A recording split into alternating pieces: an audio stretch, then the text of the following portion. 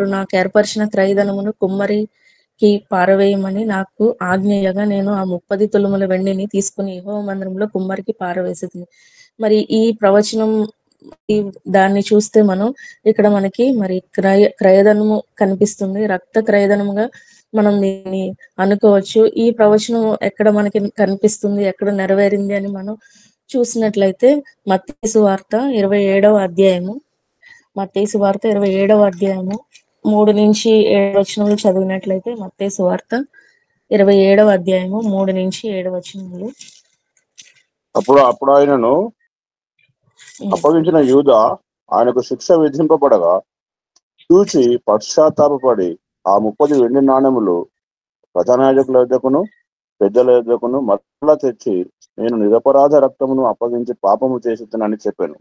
వారు దానితో మాకేమి పని, నీవే చూసుకొనమని చెప్పగా అతడు ఆ వెండి నాణెములు దేవాలయంలో పారవేసి పోయి ఉరిపెట్టుకొనేను. ఓకే, ఇక్కడ మనం చూసినట్లయితే మరి అక్కడ చెప్పిన ప్రవచనము మరి ఇక్కడ నెరవేరినట్లు ఇక్కడ మనకి కనిపిస్తుంది. అంటే యూదా మరి అవి ఆ 30 వెండి నాణెములు తీసుకుని మళ్ళీ ప్రధాన యాజకుల దగ్గరకు వచ్చి నేను నిరపరాధ రక్తం అప్పగించి పాపం చేసేతనని చెప్పాను. వారు దానితో మాకేమి, నీవే చూచుకోమని చెప్పగా అతడు ఆ వెండి నాణెములు దేవాలయంలో పారవేసి పోయి ఉరి పెట్టుకునేను. 6-7 ప్రధాన యాజకులు ఆ వెండి నాణెములు తీసుకుని ఇవి రక్త క్రయధనము గనుక వీటిని కానుక పెట్టెలో వేయి తగదని చెప్పుకొనిరి. కాబట్టి వారు ఆలోచన చేసి వాటిని ఇచ్చి పరదేశులను పాతిపెట్టుటకు కుమ్మరి వాని పొలము కొనిరి. అంటే ఇక్కడ మనం చూసినట్లయితే ఇక్కడ కూడా ప్రధాన యాజకులు ఆ వెండి నాణెములు తీసుకుని ఇవి రక్త క్రయధనము గనుక వీటిని కానుక పెట్టెలో వేయి తగదని చెప్పాను. అంటే ఇక్కడ మనం చూసుకున్నట్లయితే ఇక్కడ రక్త క్రయధనము అంటే కొన్నదానికి మరి క్రయం చెల్లించినట్లు మనకి కనిపిస్తుంది. ఇక్కడ మరి యూదా మరి 30 వెండి నాణెములకు మరి యేసు ప్రభువాన్ని ఇక్కడ మనకి అమ్మినట్లుగా కనిపిస్తుంది. ఇదే మత్తయి సువార్త 26వ అధ్యాయము 14, 15, 16 చూసినట్లయితే 26వ అధ్యాయము 14-16 అప్పుడు 12 మందిలో ఒకడగు ఇస్కరియోతు యూదా ప్రధాన యాజకుల యొద్దకు వెళ్ళి నేను ఆయనను మీకు అప్పగించిన ఎడల నాకే మిత్రుని వారిని అడిగాను. అందుకు వారు 30 వెండి నాణెములను తూచి వానికి ఇచ్చిరి. వాడప్పటి నుండి ఆయన అప్పగించుటకు తగిన సమయం కనిపెట్టుచుండెను. ఇక్కడ మనం చూసినట్లయితే యూదా ఆల్రెడీ వాళ్ళతో మాట్లాడేసుకున్నాడు. అంటే నేను యేసయ్యను అప్పగిస్తాను, యేసు ప్రభువారిని అప్పగిస్తాను, మరి నాకు ఏమి ఇస్తారు అని ఇక్కడ మాట్లాడుకున్నట్లు కనిపిస్తుంది. వాళ్ళు అప్పుడు ఏం చేశారు, మేము అప్పగించిన ఎడల నాకేమి ఇస్తారు అని అడిగినప్పుడు వారు 30 వెండి నాణెములు తూచి వానికి ఇచ్చిరి. అంటే ఆల్రెడీ డబ్బులు ఇచ్చేశారు. ఇంకా అప్పటి నుంచి సమయం ఎప్పుడు వస్తుందా ఆయన అప్పగించడానికి అని మరి యూదా చూస్తున్నట్లు కనిపెడుతున్నట్లు మనకి కనిపిస్తుంది. అంటే ఆయనని మరి అమ్మిన ధర వాళ్ళు ప్రధాన యాజకులు నిర్ణయించిన ధర చూస్తే ఇక్కడ మనకి 30 వెండి నాణెములుగా కనిపిస్తుంది. అంటే అది ఒక క్రయధనము. మరి 30 వెండి నాణెములుగా ఇక్కడ మనకి కనిపిస్తుంది. ఆ రోజుల్లో క్రయం విక్రయం అంటే క్రయం అంటే కొనడం, మరి విక్రయం అంటే అమ్మడం. కాబట్టి మరి ఆ రేటు వాళ్ళే కట్టారు. అంటే యూదా అక్కడేమి నాకు 30 వెండి నాణెములు ఇవ్వండి అని అక్కడ అడిగినట్లు మనకి కనిపించట్లేదు. ఆ రేటు కట్టింది 30 వెండి నాణెములు తూచి వానికి ఇచ్చిరు. అంటే వాళ్ళే ఇంతకి ఇంత అని వాళ్ళే మరి ఆ 30 వెండి నాణెములు అని చెప్పి ఇచ్చినట్లు మనకు కనిపిస్తుంది. అంటే మనం యేసు ప్రభువారిని ప్రధాన యాజకులు వాళ్ళు 30 వెండి నాణాలకి మరి ఇస్కరియోతు యూదాకి ఇచ్చి మరి అతని ద్వారా మరి యేసు ప్రభువాన్ని పట్టుకున్నట్లు మనకి కనిపిస్తుంది. మరి 30 వెండి నాణెములకే ఎందుకు మరి యేసు ప్రభువారిని అప్పగించారు అని చూస్తే మరి 30 వెండి నాణెములు అనేది మనకి పూర్వకాలం అంటే ధర్మశాస్త్ర కాలంలోనే మరి 30 వెండి నాణెములు అనేది మనకి కనిపిస్తూ ఉంటది. 2 రకాలుగా మనం చూసుకున్నట్లయితే 30 వెండి నాణాలు దేనికి ఇస్తారు, దేనికి చెల్లిస్తారని మనం చూసుకున్నట్లయితే వాళ్ళని బానిసలుగా తీసుకునే వారికి వాళ్ళని అమ్మేస్తూ ఉంటే వాళ్ళకి డబ్బు ఇంత అని కొంత చెల్లిస్తారు అనమాట. అంటే ఇంత అని వాళ్ళు అనుకుంటారు. అంటే అలాంటి సమయాల్లో మరి వాళ్ళు వెండి నాణాలు చెల్లిస్తారు. అది 30 వెండి నాణాల కంటే ఎక్కువగా వాళ్ళు చెల్లించరు. 30 లేదా 30 వెండి నాణాల లోపే మరి బానిసల్ని కొనుక్కునేటట్లుగా ఉండే కాలం ధర్మశాస్త్ర కాలంలో. మరి ఆ మనిషిని బట్టి ఆ మనిషి పర్సనాలిటీని బట్టి ఆయన దేహ దారిద్ర్యాన్ని బట్టి లేదా మరి ఆయన ఆరోగ్య పరిస్థితిని బట్టి దాన్ని చూసి వాళ్ళ రేటు ఫిక్స్ చేసి మరి బానిసలుగా వాళ్ళు కొనుక్కుంటారన్నమాట. మనం ఉదాహరణగా చూసుకున్నట్లయితే ఆదికాండము 37వ అధ్యాయము 28వ వచనం చూసుకున్నట్లయితే ఆదికాండము 37వ అధ్యాయము 28వ వచనము.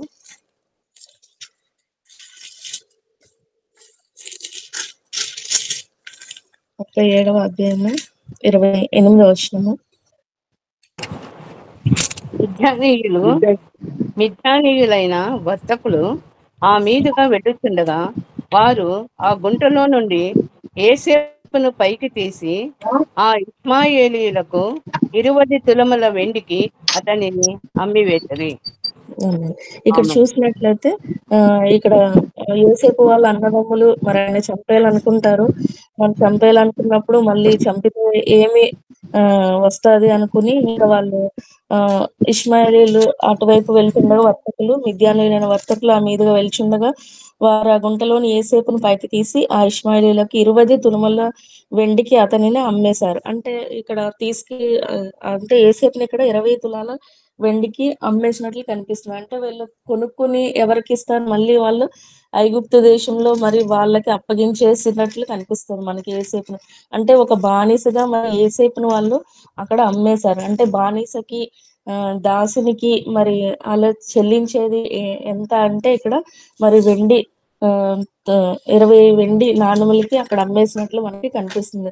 రెండవదిగా మళ్ళీ మనం చూసుకున్నట్లయితే ఈ 30 వెండి నాణములు దేనికి మరి మనం చూసుకున్నట్లయితే పాత నిబంధనలో నిర్గమాకాండము 21వ అధ్యాయము 28 నుంచి 32 వచనములు. నిర్గమాకాండము 21వ అధ్యాయము 28 నుంచి 32 వచనములు.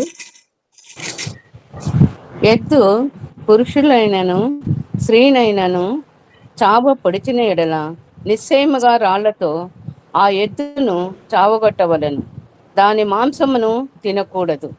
అయితే ఆ ఎద్దు యజమానుడు నిర్దోషగును. ఆ ఎద్దు అంతకు ముందు పొడుచున్నది అని దాని యజమానునికి తెలుపబడినను వాడు దాన్ని భద్రము చేయకుండుట వలన అది పురుషునైనను స్త్రీనైనను చంపినేడల ఆ ఎద్దును రాళ్లతో చావగొట్టవలను, దాని యజమానుడు మరణశిక్ష నందవలను. వానికి పరిక్రయ ధనము నియమింపబడిన ఎడల వానికి నియమింపబడిన అన్నిటి ప్రకారం తన ప్రాణ విమోచన నిమిత్తము ధనము చెల్లింపవలను. ఆమేన్.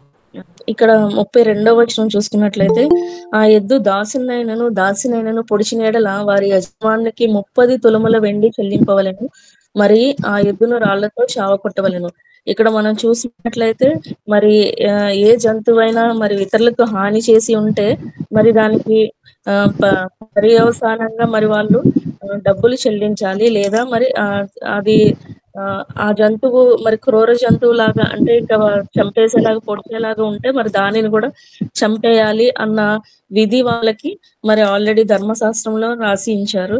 ఇక్కడ మనం చూసినట్లయితే ఆ ఎద్దు దాసినైనను పొడిచిన ఎడల వారి యజమానునికి 30 తులముల వెండి చెల్లింపవలను, మరియు ఆ ఎద్దును రాళ్లతో చావకొట్టవలను. అంటే ఇంకా పొడిచాక మరి డబ్బులు చెల్లించాక వెండి నాణములు చెల్లించాక కూడా మరి దాన్ని ఆ ఎద్దుని చంపేయాలన్నమాట, రాళ్లతో చావగొట్టవలను. అంటే ఇక్కడ మనం చూసినట్లయితే ఇతరులకి ఏదైనా హాని చేసి ఉంటే మరి దానికి పర్యవసానంగా ఇక్కడ 30 తులముల వెండి ఇవ్వాల్సినట్లుగా మనకి ఇక్కడ ధర్మశాస్త్రంలో కూడా కనిపిస్తుంది. అలాగా మరి యేసు ప్రభు వారిని మరి యూదా మరి 30 వెండి నాణములతో అప్పగించినట్లు మనకి కనిపిస్తుంది.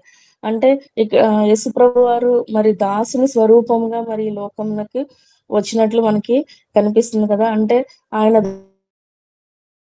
అంటే 30 వెండి నాణాలు అంటే దాసుని స్వరూపము ఫిలిప్పీ పత్రికలో ఉంటది కదా. ఫిలిప్పీ పత్రిక 2:7 మనుషుల పోలికగా పుట్టి దాసుని స్వరూపమును ధరించుకొని తను తానే రిక్తునిగా చేసుకొని ఈ లోకానికి మరి యేసు ప్రభు వారు వచ్చినట్లు మనకి కనిపిస్తుంది. అంటే మరి ఆయన చెల్లించిన ధర 30 వెండి నాణములుగా మనం చూసుకున్నట్లయితే అది ఒక దాసునికి చెల్లించే ధరలాగా, అలాగే ఇతరులకు హాని చేసినప్పుడు మరి దానికి పర్యవసానంగా మరి వాళ్ళు అంటే ఏదైనా జంతువు హాని చేసి ఉంటే దానికి పర్యవసానంగా మరి ఆ యజమానులు చెల్లింపవలసిన ధర 30 వెండి తులములు లాగా మరి ఇక్కడ యేసు ప్రభు వారు మరి దాసుని స్వరూపం ధరించుకుని ఈ లోకానికి వచ్చి మరి మనలను విమోచించడానికి ఆయన రక్త క్రయదనం మరి ఎంత అని మనం చూస్తున్నట్లయితే మరి 30 వెండి నాణెములు అంటే జకర్యా గ్రంథంలో చెప్పిన విధంగా మరి ఆ కుమ్మరి వాని పొలం కొన్నారు. ఆ డబ్బులు పడేసి ఆ నాణెములు పడేసి మనం చూసాం కదా. వెండి తూచి ఇచ్చినప్పుడు తర్వాత 30 తులములు వెండి తీసుకుని యెహోవా మందిరంలో కుమ్మరికి పారవేసి అంటే అది రక్త క్రయదనము. అంటే ఆ డబ్బులు మరి ఒక మనిషిని రక్తానికి సంబంధించినవి కాబట్టి ఆ డబ్బులు ఆ వెండి నాణెములను దేనికి ఉపయోగించకుండా అంటే కానుకలు పెట్టెలో వేయకుండా దాన్ని ఒక కుమ్మరివాని పొలం కొనడానికి ఆ వెండి నాణాలు మరి ఉపయోగించినట్లు కనిపిస్తుంది. మరి యేసు ప్రభు వారు కూడా అంత దీనునిగా రిక్తునిగా మరి ఈ లోకానికి వచ్చి మనలను విమోచించడానికి అంటే మన పాపంలో శాపంలో పడి ఉన్న మనల్ని విమోచించడానికి ఆయన దాసుని స్వరూపం ధరించుకొని మరి 30 వెండి నాణెములకు మరి యూదా మరి ఆయన అప్పగించి ఆ వెండి నాణెములో ఉన్న రక్త క్రయదనము వలన మన పాపములకి విమోచన కలుగజేశారు. మరి మనం ఆయన దాసుడు అంటే దాసుని స్వరూపం ధరించుకున్నారు. ఎందుకు? మనం దాసులుగా ఉన్నాము. మనం పాపానికి శాపానికి దాసులుగా ఉన్న మనల్ని విడిపించడానికి ఆయన మరి క్రయదనం చెల్లించినట్లుగా మనకి కనిపిస్తుంది. ఒకసారి కొరింథీయులకు రాసిన మొదటి పత్రిక 6వ అధ్యాయము 20వ వచనం చదివినట్లయితే, కొరింథీయులకు రాసిన మొదటి పత్రిక 6వ అధ్యాయము 20వ వచనము.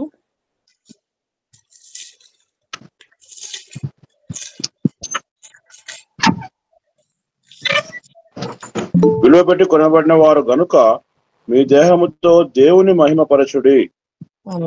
ఇక్కడ మనం విలువ పెట్టి కొనబడిన వారు. ఆయన విలువ మరి ఆ రక్తపు విలువ మనం వెలకట్టలేనిది.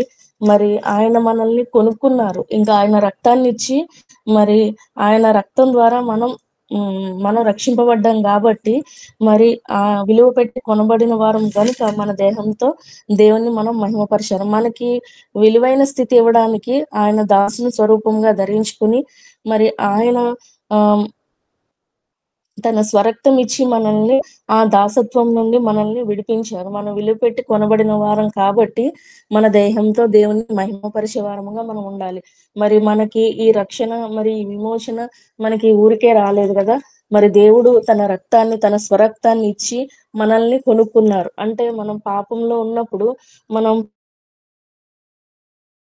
పాపానికి బానిసలుగా ఉండేవారు. మరి పాపం బానిసంలో మనందరం కూడా ఉన్నప్పుడు ఆయన మనల్ని ఆ పాప దాస్యం నుండి రక్షించడానికి, మనల్ని ఆ దాసత్వం నుండి విడిపించడానికి, అంటే దాస్యం నుండి మనం విడిపింపబడ్డ తర్వాత స్వతంత్రులు.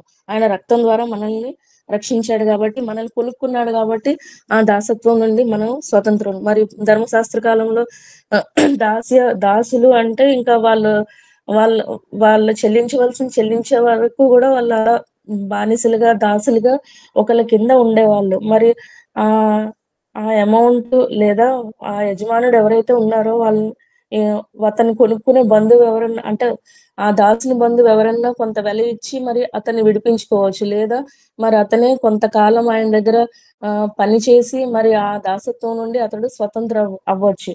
కాకపోతే ఇక్కడ మనం చూసుకున్నట్లయితే మనం దాసులము దేనికి దాసులము అంటే మనం పాపానికి శాపానికి దాసులమైపోయాము. ఆ పాప శాప దోషములను తీయడానికి మరి ఎవరికి హక్కు లేదు, అధికారం లేదు. ఎవరు కూడా మరి ఆ పాపం నుండి మనల్ని విముక్తి చేయలేరు. కాబట్టి యేసుక్రీస్తు ప్రభువారు మరి ఈ లోకానికి దాసుని స్వరూపం ధరించుకుని మన కోసం ఆయన మరి రక్తం చిందించి ఆ రక్త క్రయదనము ద్వారా మనల్ని రక్షించుకున్నాడు. మరి కాబట్టి మనం మరి ఎవరికి మరి మనల్ని స్వతంత్రులుగా చేసిన దేవునికి మనం దాసులుగా ఉండాలి తప్ప మరి మనుషులకి దాసులుగా ఉండకూడదని కొరింథీ పత్రిక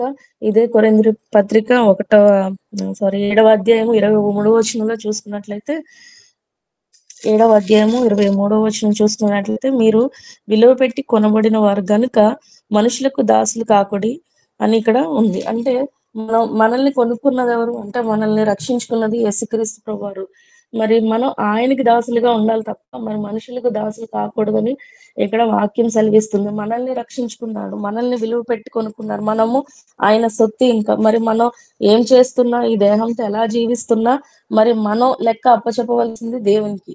మనం ఇంకా మన సొత్తు కాదు, మన మన ఇష్టం కాదు, మనం రక్షింపబడ్డాము, దేవుని రక్తం చేత మనం విమోచింపబడ్డాము అని మనం గ్రహించినట్లయితే మనం చేసే ప్రతి పని గాని, ప్రతి ఆ ప్రతి ఏదన్నా కావచ్చు, మనం చేసే పనుల్లో గాని, మాటల్లో గాని, చేతల్లో గాని మరి ఏదైనా కూడా మరి దేవునికి మహిమకరంగా ఉండాలి, దేవునికి ఇష్టమైనదిగా ఉండాలి. ఎందుకు అంటే మనం విలువ పెట్టి కొనబడిన వారం కాబట్టి మనం మన సొత్తు కాదు.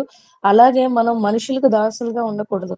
మనల్ని రక్షించుకున్న, మనల్ని కొనుక్కున్న దేవాది దేవునికే మనం దాసులుగా ఉండాలి. అంటే మనల్ని దేవుడు దాసులుగా చూస్తున్నాడని కాదు, కానీ మన మన ఆయన మనల్ని రక్షించుకున్నాడు కాబట్టి మరి మనుషులు ఏమీ చేయలేరు మనకి. మనుషులు ఏ రీతిగా మన పాపం నుండి మరి ఎవరు కూడా విడిపింపలేరు. మరి మన పాపం నుండి, మన శాపం నుంచి విడిపించిన దేవునికి మనం దాసులుగా మనం ఉండాలి. అలాగే మనల్ని ఆయన విమోచించాడు. ఆయన మరి ఎలాగ మనల్ని విమోచించాడు? మరి రక్త క్రయధనము చెల్లించి మనల్ని విమోచించాడు. ఇదే మాట మనం పేతురు రాసిన మొదటి పత్రిక 1వ అధ్యాయం 18-19 వచనం చూసుకున్నట్లయితే, పేతురు రాసిన మొదటి పత్రిక 1వ అధ్యాయం 18-19.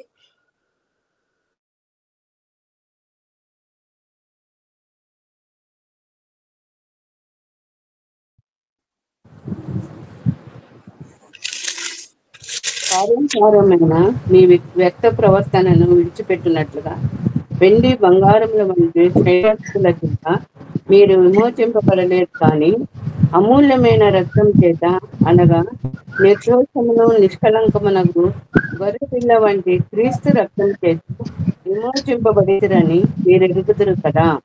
ఆమేన్. ఇక్కడ మనం చూసుకున్నట్లయితే మరి అమూల్యమైన, మనం వెండి బంగారం వంటి క్షయ వస్తువుల చేత మీరు విమోచింపబడలేదు, కానీ అమూల్యమైన రక్తం చేత, అనగా నిర్దోషమును నిష్కలంకమునకు గొర్రె పిల్ల వంటి క్రీస్తు రక్తం చేత విమోచింపబడతారని మీరు ఎరుగుదారు. మనము మరి నిర్దోషమైన అలాగే నిష్కలంకమైన మరి గొర్రె పిల్ల రక్తం ద్వారా మనం విమోచింపబడ్డాము. మరి మనకు విమోచన వెండి అలాగే బంగారు వస్తువుల ద్వారా లేదా డబ్బుల వల్ల కానీ మనకు విమోచన రాలేదు, కానీ మరి యేసుక్రీస్తు కార్చిన ఆ నిర్దోషమైన రక్తం ద్వారా, నిష్కలంకమైన రక్తం ద్వారానే మనకు విమోచన. ఆ పాత నిబంధన కాలంలో మరి ఎద్దు యజమానులు లేదా అది ఎవరైతే మరి జంతువుల యజమానులు ఉంటారో మరి ఆ జంతువు హాని చేసినప్పుడు మరి ఆ జంతువుకి హాని చేసినప్పుడు ఆ డబ్బులు చెల్లించాలి, అలాగే దాన్ని కూడా చంపేయాలి. అప్పుడే వాళ్ళకి అది విమోచన, అంటే ఆ యజమానుడికి విమోచన కలిగినట్లు. మరి ఇక్కడ మరి యేసు ప్రభు వారు మరి గొర్రెపిల్ల వంటి క్రీస్తు రక్తం చేత విమోచింపబడతారు. కాబట్టి మనం కూడా మరి యేసు ప్రభు వారి నిర్దోషమైన రక్తం చేతనే మనం విమోచింపబడ్డాము.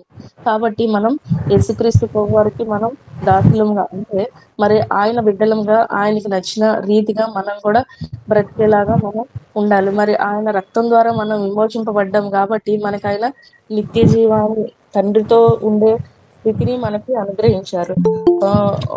అంటే మన మీద పడిన నింద, మన మీద పడిన మరి ధర్మశాస్త్రం పూర్వకమైన వ్రాతని ఆయన కొట్టివేసినట్లు మనకి కనిపిస్తూ ఉంది. అంటే మనం పాపానికి దాసులం, పాపం వల్ల మనం చనిపోవాలి. అలాంటిది మరి యేసుక్రీస్తు ప్రభువారు మరి శిలువ రక్తం ద్వారా మనల్ని విమోచించుకున్నారు, రక్షించుకున్నారు. మరి తండ్రితో కలిసి ఉండేలాగా మనకి నిత్య జీవాన్ని అనుగ్రహించారు. మనం మరి ఆఖరిగా చూసుకున్నట్లయితే కొలస్సీ పత్రిక 2వ అధ్యాయము 15వ వచనం ఒకసారి చదివినట్లయితే, కొలస్సీ పత్రిక 2వ అధ్యాయము 15వ వచనము. ఇక్కడ మనం చూసుకున్నట్లే, మరియు అపరాధము వల్లను శరీరమందు సున్నతి పొందక ఇండిటి వలనను మీరు మృతులై ఉండగా దేవుడు వ్రాత రూపకమైన ఆజ్ఞ వలన మన మీద రుణముగాను మనకు విరోధముగాను నుండిన పత్రమును మేకులతో సిలువ కొట్టి దాని మీద చేవ్రాతను తుడిచివేసి మనకు అడ్డం లేకుండా దానిని ఎత్తివేసి మన అపరాధములన్నింటినీ క్షమించి ఆయనతో కూడా మిమ్మల్ని జీవింపజేశారు. ఆయన ప్రధానులను, అధికారులను, నిరాయుధులను చేసి సిలువ చేత జయోత్సవంతో వారిని పట్టి తెచ్చి బాహాటంగా ఇక్కడ మనం చూసినట్లయితే మనకు అర్థం లేకుండా మరి ఆయన చేయవలసిన తుడిచివేసి మనకు అర్థం లేకుండా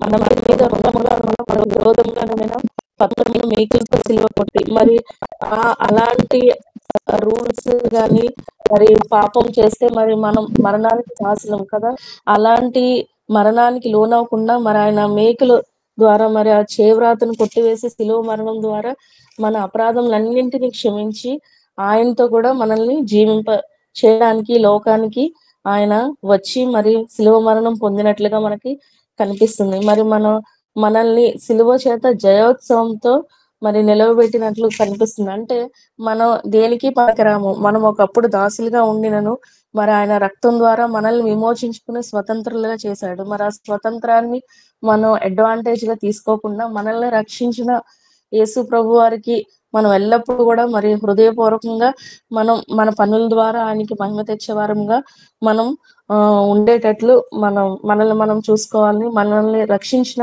మనల్ని విమోచించిన ఆ యేసుక్రీస్తు ప్రభు వారిని బట్టి మరి దేవునికే మరి వందనములు. ఎఫ్ఎస్సి పత్రిక 1వ అధ్యాయం 7వ వచనం చూస్తున్నట్లయితే, ఎఫ్ఎస్సి పత్రిక 1వ అధ్యాయము 7వ వచనము.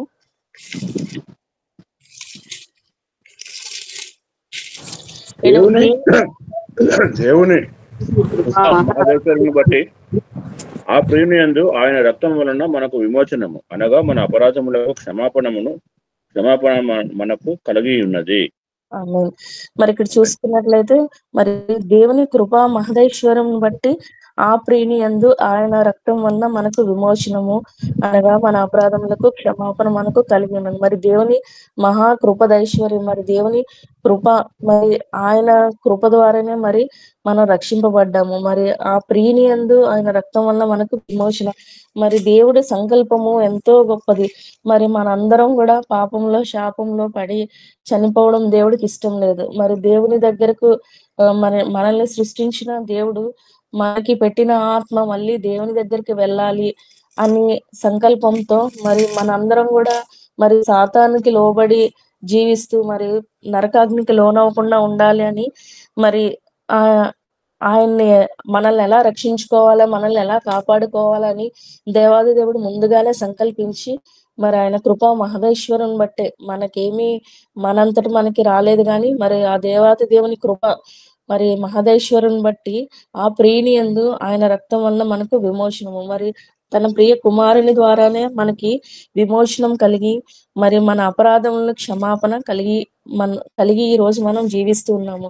మరి అలా క్షమాపణ పొందుకున్న మనము, ఆయన కృప ద్వారా రక్షింపబడిన మనము మరి ఏ రీతిగా జీవిస్తున్నాము, ఆయన కృపని ఆయన క్షమాపణని మనం నిర్లక్ష్యం చేస్తున్నామా, లేదా మనకి ఇచ్చిన రక్షణని మనల్ని నిర్లక్ష్యం చేస్తూ జీవిస్తున్నామా అని మనం ఒకసారి పరీక్షణ చేసుకోవాలి. మరి ఆయన క్రయధనముగా మరి 30 వెండి నాణెములకు మరి అమ్మి, అంటే అంత తక్కువ అమౌంట్ కంటే మరి యేసు ప్రభు వారు దేవుని కుమారుడే అండి కూడా దాసుని స్వరూపం ధరించుకుని మరి ఆయన చంపబడాలి, సిలువ మరణం పొందాలి కాబట్టి మరి ఆయన అక్కడ అమ్మివేయబడినట్లు కనిపిస్తుంది. మరి ఆ రక్త క్రయధనం ద్వారానే మనందరికీ కూడా ఈరోజు విమోచన, మనకే కాదు లోకంలో ఉన్న ప్రతి ఒక్క మనుషునికి కూడా మరి ఆ రక్త క్రయధనము ద్వారానే విమోచన, రక్షణ. మరి దానిని గుర్తెరిగి మనందరం రక్షింపబడ్డాము. ఆయన వెల చెల్లించి మనందరిని కొనుక్కున్నాడు కాబట్టి మనందరం కూడా దేవునికి సమీపస్తులుగా, దేవునికి ఇష్టమైన బిడ్డలుగా మనందరం కూడా జీవించాలని ఈ కొద్ది మాటల్ని నేను ముగిస్తున్నాను. అందరికీ వందనములండి.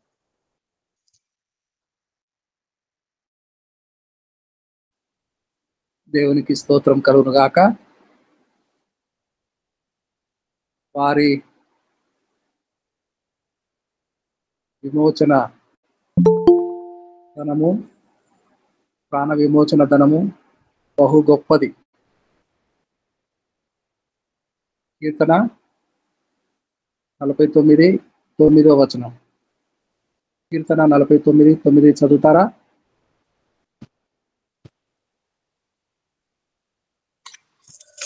కీర్తన వారి ప్రాణ విమోచన ధనము బహు గొప్పది, అది అన్నిటికీ తీరక అట్లుండవలసినదే.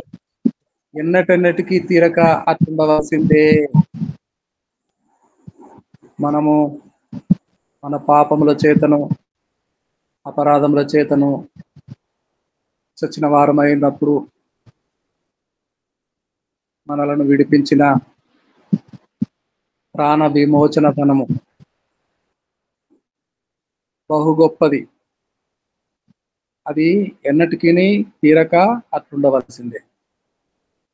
హైయెస్ట్ పెయిడ్ మన ప్రభుల వారు హైయెస్ట్ పెయిడ్ బాండ్ సర్వెంట్ దాసుని స్వరూపము ధరించుకొని మనందరి కొరకు ఒక్కొక్కరి కొరకు ప్రాణ విమోచనము ధనము చెల్లించి అకెల్దమను పొలము అపోస్తుల కార్యములు 1వ అధ్యాయము 19వ వచనం చదవండి. అపోస్తుల కార్యములు. ఈ సంగతి యెరూషలేములో కాపురమున్న వారికి అందరికీ తెలియవచ్చును గనుక వారి భాషలో ఆ పొలము అకెల్దమ అనబడి ఉన్నది. దానికి రక్త భూమి అని అర్థము. ఇందుకు ప్రమాణం అందుకు రక్తభూమి అని అర్థము. అందుకు రక్తభూమి అనే అర్థము. అకెల్దము అని పొలము. టైటిల్ డీడ్ రిజిస్టరీ చేసి హక్కు ప్రమాణపత్రము దస్తావేజు సిద్ధపరచబడింది. ప్రాణ విమోచన ధనము బహు గొప్పది. యేసు రక్తము రక్తము రక్తము, యేసు రక్తము రక్తము రక్తము, అమూల్యమైన రక్తము, నిష్కలంకమైన రక్తము, అమూల్యమైన రక్తము, నిష్కలంకమైన రక్తము, యేసు రక్తము రక్తము రక్తము, యేసు రక్తము రక్తము రక్తము. ప్రతి ఘోర పాపము కడుగును మన యేసయ్యా రక్తము. ప్రతి ఘోర పాపము కడుగును మన యేసయ్యా రక్తము. బహు దుఃఖములో మునిగెనే, చెమట రక్తముగా మారెనే.